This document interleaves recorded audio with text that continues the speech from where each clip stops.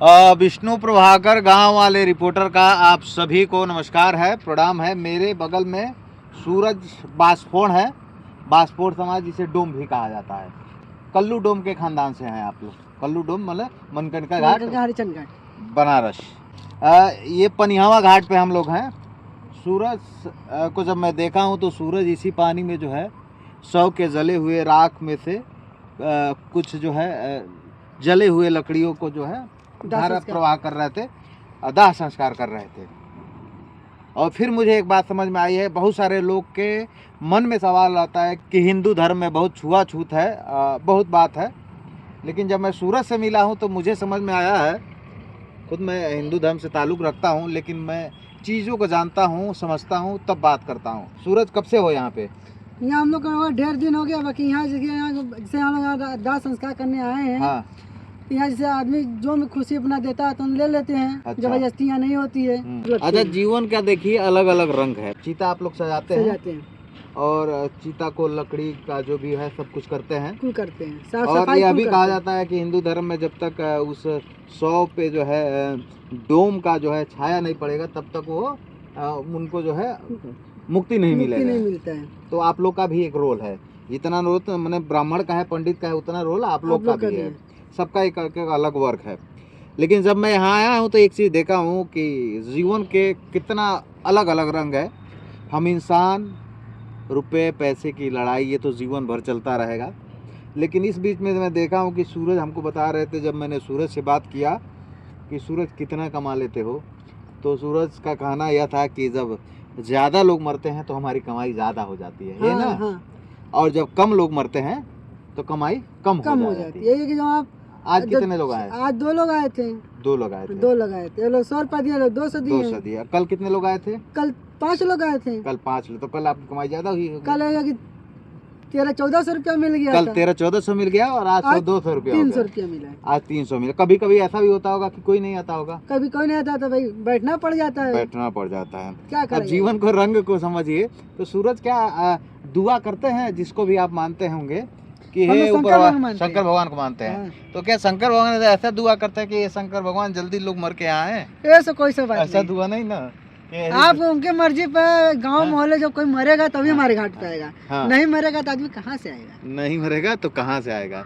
लेकिन जब कोई मरता है तो सूरज को रोजगार मिलता है। अच्छा सूरज, ये बताओ, ये जो राख है इसमें कुछ ढूंढ रहे थे आप, क्या ढूंढ रहे थे? ढूंढ रहे थे, गोलियां रहे थे। अच्छा, गोलियां रहे थे। क्यों गोलियां हैं? गोलियां रहते ना थे कि जैसे हमारे भाई साहब है नहीं, वो अपनाएंगे तो अपना। अच्छा, ढूंढेंगे उसमें, उसे ढूंढेंगे। अच्छा, एक और चीज मैं समझाऊं, इधर आप देखेंगे सिन्होरा है। सिन्होरा यानी जो सुहागिन औरतें जो मर जाती हैं, विधवा हो जाती हैं। विधवा नहीं, सुहागिन के दौरान जो मर जाती हैं। विधवा मरती तो सिन्होरा नहीं आता है। अच्छा, सुहागिन मरती हैं तो सिन्होरा नहीं आता है। विधवा औरतें मरती हैं तो सिन्होरा आता है। नहीं, जेंट्स के साथ सिन्होरा आता है जी। अच्छा, जेंट्स के साथ सिन्होरा आता है। ओके, विधवा आ जाती तब वो सिंघोरा। ओके, ठीक है। इसको समझिए कि जब कोई घर का गार्जियन मरता है तब सिंघोरा तो सिन्होरा आता है। यानी उसका जो सिन्होरा, जिसे जो सिन्होरा जब उसकी शादी हुई थी, सिन्होरे से सिंदूर लगाया था, वो खत्म हो जाता है। उसके बाद औरतें जो है सिंदूर नहीं लगाती हैं, विधवा आ जाती हैं। और जब सुहागिन औरतें आती हैं तो उनको सजा धजा के लाया जाता है, और उसमें कोई कान में खील पहना होता है और कोई नाक में नथिया पहना होता है। तो ये डोम महाराज कहते हैं कि ये सब हमारा हो गया। हाँ। ऐसा है ना। फिर इस नदी में ये लोग ढूंढते हैं कि वो खील मिल जाता है तो वो आप लोग के लिए ऊपर से कुछ मिल जाता है। हाँ, यही कहानी है। हाँ। तो आप बनारस के रहने वाले हो? बनारस हरिचंद घाट। अच्छा, यहाँ पनिहावा में रहते हैं? पनिहावा में रहते हैं हम, यहाँ हमारी रिश्तेदारी है। अच्छा, हम रहते हैं पिपराइच में। अच्छा, पिपराइच रहते हैं, रामघाट। तो ये पनिहावा का पुल है। और सूरज से मैं मिला हूँ, सूरज से जब बात करने लगा हूँ, और मैं जब भी ज़िंदगी को करीब से देखने की कोशिश करता हूँ या फिर जब भी अकेला होता हूँ तो मैं पनिहावा पुल पर आता हूँ। और पनिहावा पुल पे, जब पनिहावा घाट पे आता हूँ, जब ये जलते हुए 100 को देखता हूँ तो मन में 100 सवाल उत्पन्न होते हैं कि आखिर जीवन क्या है, आखिर जीवन को कैसे जिए, आखिर जीवन में करे क्या।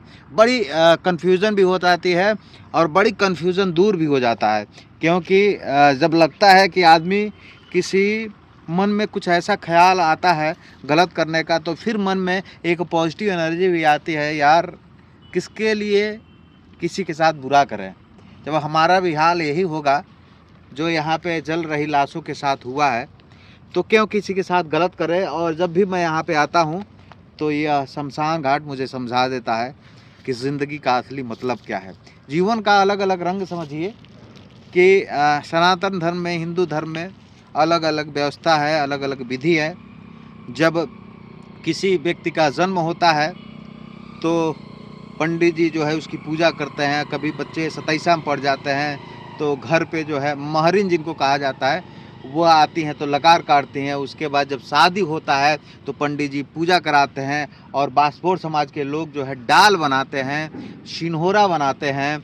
तो कॉम्बिनेशन है हर वर्ग का। शर्मा यानी हजाम समाज के लोग का रोल रहता है, कुम्हार का रोल रहता है। और हिंदू धर्म की यह जो व्यवस्था है कि सभी वर्गों को जोड़ के साथ लेकर चलने का, ये सच में बड़ा अच्छा लगता है। और जिस तरह जब व्यक्ति की जीवन लीला समाप्त हो जाती है, जब इस घाट पे आता है तो जितना जो है योगदान पंडित जी का होता है इस घाट पे, उतना योगदान सूरज का भी होता है, यानी डोम समाज, बासपोर समाज के लोगों का भी होता है। और मैं जब भी आता हूँ परियाओं तो इस बात को समझने की कोशिश करता हूँ। और जीवन की जो बातें हैं, कई मन में सवाल रहता है, लेकिन फिर भी जब यह जलते हुए लाश देखता हूँ तो तमाम सवालों के जवाब मिल जाते हैं, तमाम उलझनें ख़त्म हो जाती है कि जीवन में ज़्यादा भाग दौड़, ज़्यादा हवस से कुछ होने वाला नहीं है। लेकिन अगर ज़िंदगी में आप कुछ अच्छा करके जा रहे हैं, कुछ शानदार करके जा रहे हैं, तो सच में आप ज़िंदगी का कर्ज उतार के जा रहे हैं। आप अपने जीवन में सिर्फ आपने जन्म लिया, आपने रुपए कमाया, आपने घर बनाया, आपने बिल्डिंग बनाया, आपने लिए कुछ किया, वो सब बातें अलग है। लेकिन मुझे लगता है कि इंसान का जीवन इतना महत्वपूर्ण होता है, अगर जब तक वह समाज में उसका कुछ योगदान ना हो, कुछ अपनों के लिए, कुछ औरों के लिए, तब तक मुझे लगता है कि उस व्यक्ति का जीवन सार्थक नहीं होता है। और ज़िंदगी यही कहती है कि अपने लिए तो हर कोई जीता है, दूसरे के लिए भी काम आइए। और जब आप दूसरों के लिए काम आएंगे तो तमाम उलझनें दूर होंगी, ज़िंदगी की समझ आएगी। पनियावा घाट पे पहुँचे थे, सूरज को ऐसे देखे तो मुझे लगा सूरज से बात करें। और मैं समझता हूँ जब ऐसे जगहों पर आता हूँ तो जीवन को जानने की कोशिश करता हूँ। बाकी हमारा सूरज का बातचीत कैसा लगा कमेंट करके बता दीजिएगा। गाँव वाले रिपोर्टर विष्णु प्रभाकर का आप सभी को नमस्कार।